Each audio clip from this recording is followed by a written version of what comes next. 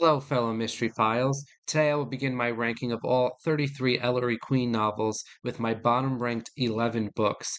Full disclosure, I am only considering the novels credited to Ellery Queen, the author, and featuring Ellery Queen, the character. So this does not include The Glass Village or Cop Out, which don't feature Ellery, nor does it include The Lamp of God, which is technically a novella, nor the Drury Lane books. In general, I've always appreciated a good Ellery Queen novel. I think the cousins who write under the name Ellery Queen, and I will just simply referring to them as the cousins for simplicity's sake, because these books do have a lot of different authors at times where it's like one of the cousins but not the other. So I'm just going to call them the cousins. And I think they craft very good mysteries and solutions, but I often find there's just something in many of these novels that send it off the rails for me that I think keeps many of these books out from being just really superior quality mystery novels. Fair warning, there may be spoilers ahead, but I will keep them to a minimum. Let's get started at the very bottom, number 33. And I didn't really consider any other options here. I knew which book would be last, and it's last by a mile, and that is the very first Ellery Queen appearance, The Roman Hat Mystery. And it's not that this book doesn't have things going for it. I like the intrigue over the missing top hat and how it could have gotten out of the theater. It's just that none of this matters because this book is so offensive. There's no getting around it. This is not an instance where a comment was made, but is ingrained into the plot of this book.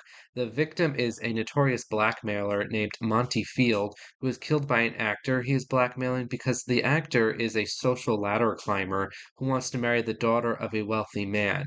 However, the actor is something like 1/16th black. Now, I can believe that in 1929, a man would kill his blackmailer to keep this information a secret from his future father in law.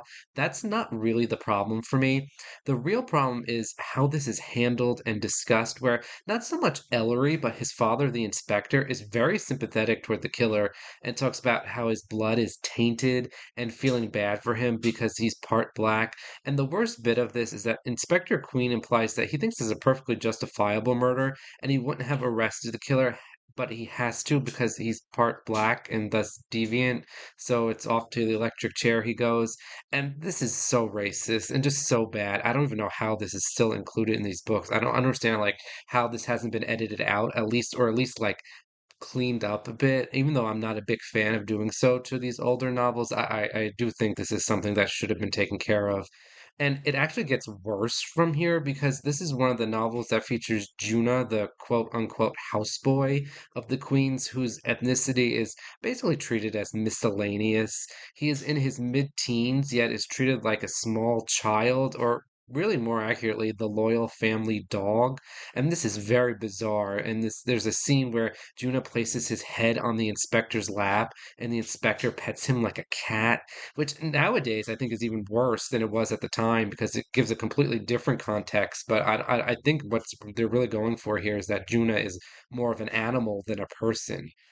And even putting this offensive content aside, which is nearly impossible to do, the book still has so many flaws.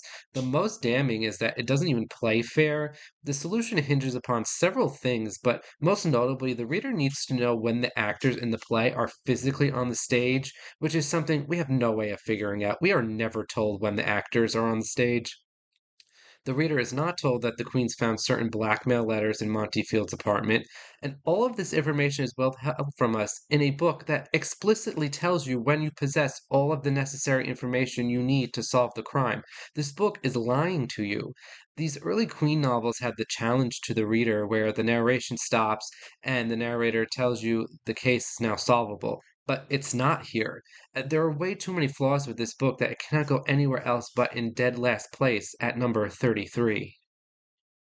At number 32, I have a book that, if I'm going to be honest, I almost did put last, and I would have had the Roman Hat Mystery not been so bad, and that is The American Gun Mystery. And straight up, this book does not provide us with a solution at the end. We are told who the killer is, but the motive is not revealed, which is a huge knock in my opinion. I don't think it's acceptable for a mystery novel to not provide us with the motive at all. And this is a shame because this novel is actually very clever. It takes place mostly at a rodeo exhibition in New York where the star is shot dead, but the gun disappears during the performance. And the cousins do very clever work in developing this mystery of where the gun went and why anyone would murder the star of the show. And the reveal at the end is that the star actually faked his death, which is insanely mind-blowing given the circumstances that have been laid out, but it is believable. Unfortunately, we're not told why any of this happens, and it's a huge letdown. Juna also features prominently in this one, and naturally his depiction has all the same issues it normally does, so I cannot put this book any higher than here at number 32. At number 31 is another of these nationality titles, and just FYI, there are 10 of these nationality titles, and 6 of them are in my bottom third of the list. But at number 31, I have The Dutch Shoe Mystery, and I think this is easily the most boring Ellery Queen novel. It drags on forever, and it's a very long novel. The opening sequence is fine, where our victim, Abigail Dorn, is murdered as she awaits surgery, and this provides us with a few mysteries, such as why anyone would murder a woman who's in a coma and who is not likely going to live much longer anyway, and how anyone could actually commit this murder given the way the hospital is set up. The problem is that the events at the beginning are repeated so many times, it really borders on torturous. I also think some of the clues are rather obvious, like the stuffed shoe clearly indicating a woman is involved. And Elliot has one of his lesser fine moments when he declares that he knew a woman had to be involved, but she couldn't be the brains of the operation because women aren't clever enough to think of complex murder plots. And this is something he uses as actual evidence in this book to know that there's a man involved. And this isn't the only time Ellery makes sexist comments like this one in these early novels, but here, it's a really bit much because it is actually relevant to the plot. And I don't have much more to say about this novel. I just hate it all around. It is so boring. It drags on forever, and it comes in here at number 31. At number 30, I have another novel I simply don't like, but I do appreciate one of the characters, and that is The Dragon's Teeth. And this is overall a very weak novel. Ellery is largely out of the picture after his appendix randomly bursts, and we spend most of the novel with Beau Brummel, who is a very bad lawyer pretending to be Ellery with Ellery's permission. The beginning of this novel is such a long slog, with Beau just hanging around with some heiresses, and nothing really happens at any point in this book. It is a bit of surprise to see such a thin plot because Ellery Queen novels tend to be very stopped and very complicated, but this is an exception to the rule. The reason why I have the Dragon's Teeth this high even is because it doesn't have a lot of the major issues I have with those bottom three, and I find Beau Rummel to at least be a fun character. I like his approach to life and his pretending to be Ellery, even if it is perhaps legally dubious overall. I just have so little positive to say about this book other than Beau, so it has to be here at number 30. At number 29, I have kind of a weird one, and that is A Study in Terror. And the thing with this book is that it's essentially a novelization of the film of the same name. It just adds Ellery Queen into the mix. It comes across as more of a fan fiction type novel than a serious Ellery Queen book. It's fine, but not particularly good or enjoyable. I don't like works of fiction that make declarative statements about real unsolved events because it's a little strange. I don't even think the Ripper murders are portrayed that well in this book. We actually get very little of the actual murders themselves. It's more focusing on possible suspects, which is a little disappointing. I wanted to see some gruesome serial killings in here. I think the book really needed it. Finally, this book left me wanting more. It just seemed like a quick little ditty to write and get out of the way and put out there to make money off, so I placed it here at number 29. We're back to the nationality titles again with number 28, and here I have The Egyptian Cross Mystery. I think starting with this book, we're taking a step up in the Ellery Queen verse. I think The Egyptian Cross Mystery is the first novel where I have some positive things to say about it. I love the overall theme of the novel about wealth being acquired through dubious means, and we are in the Great Depression with this book, so this is a particularly salient topic for contemporary readers and even readers today.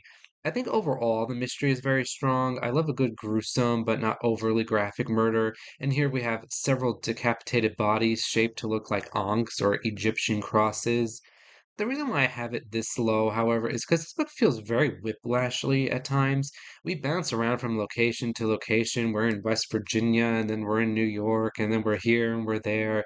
And the cousins just throw in a bunch of random plot points, like a nudist colony at times. It feels very pulpy, which, to be fair, this is an Ellery Queen novel, and that's kind of his thing to be pulpy. But this one overall feels very disorganized and messy, so I place it here at number 28. At number 27, we have my bottom ranked novel that is set in Wrightsville, 10 Days Wonder. And this isn't really a traditional mystery novel, which is mostly why this is this low. Ellery is helping his friend Howard Van Horn, who has amnesiac blackouts during which unusual things occur. I think this book does have a lot going for it. It's an excellent story about an evil man who controls everyone and everything around him. But for me, this is largely hindered by the fact that everything that is happening has a very obvious solution that cuts through the suspense somewhat. I think the character work is very good, although many of the characters here are just stock characters I've seen a million times before.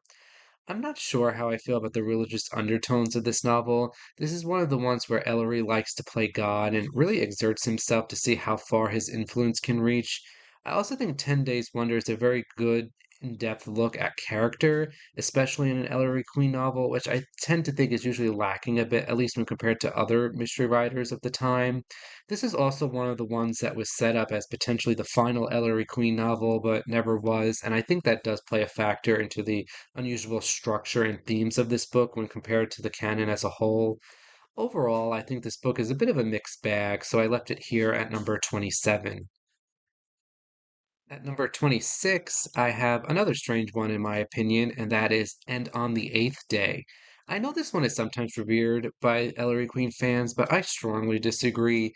Ellery is driving back to New York from Hollywood when he stumbles across this secluded village that is operated via a theocracy, and this book always gives me very weird vibes. Like, I understand what the cousins were trying for here. They are exploring religion and morality once more, but the tone of this novel leaves me very unsettled. It doesn't feel grounded in reality. Not that it's overly fantastical or it doesn't make sense, but it feels like the action is taking place in another world or in some kind of like dreamland. It gets a little preachy at times, and I don't prefer this era where Ellery has a bunch of existential crises on his hands, so I put End on the Eighth Day here at number 26. At number 25, we have another nationality title, and this one might just be the most ridiculous one of all, and that is really saying something, and that is the Siamese twin mystery, with Siamese twin being the then used term for conjoined twins. And this plot is so bizarre and full of outrageous coincidences, I contemplated putting it even lower. The reason why I didn't is because the cousins put a lot of work into crafting the plot. The Ellery Queen novels always have grand plots that border on incredibility at times, so I try not to let that affect my judging of these books, but this one is so absurd, it deserves special mention. Ellery and his father are trapped on a mountaintop when said mountain suddenly catches on fire. They seek refuge in what is essentially the lab of a mad scientist named Dr. Xavier, who is eventually murdered. Dr. Xavier specializes in twins and hopes to separate a pair of teenage boys who are conjoined twins. And this is so strange how the boys are described. It's initially treated as a joke, where they're described in a shadow as a giant crab creature of sorts. And then it's speculated that they killed Dr. Xavier because they have a weird, perverse relationship and don't want to be separated. There's a lot of talk about what should happen if only one of the twins is guilty, with someone suggesting they should both be executed anyway, which is a little scary of a remark to be made. There's Mrs. Xavier who hates her husband, so she steals other people's rings for because of course she does, and that makes sense.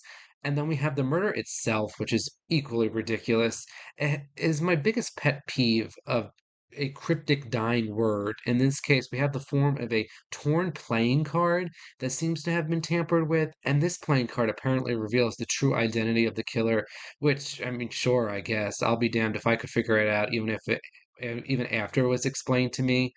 It's so cryptic and so ridiculous. It really borders on fantasy. And then the fire reaches the house and everyone is about to burn to death. And then it just miraculously starts to rain and everybody's saved and they all lived happily ever after. It's like everything about this book is just so unbelievably ridiculous and full of just outrageous coincidences that I couldn't put it higher than here at number 25.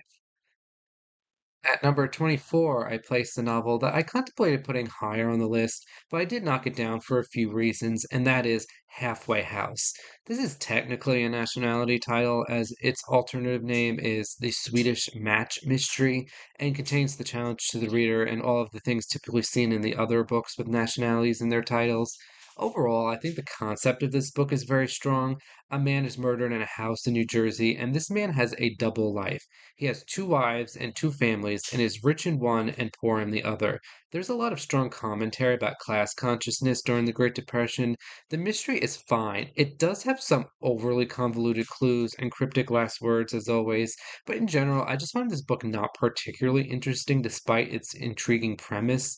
There are large sections of this book that are simply boring, and at times it does get a little confusing trying to keep track of the victims' lives, especially since we don't know who he was when he died and which is his true personality. This book is also marred by explicit scenes of sexual assault that are played for laughs. Overall, I think this book's mystery is strong, but is held back by a number of issues that land it here at number 24.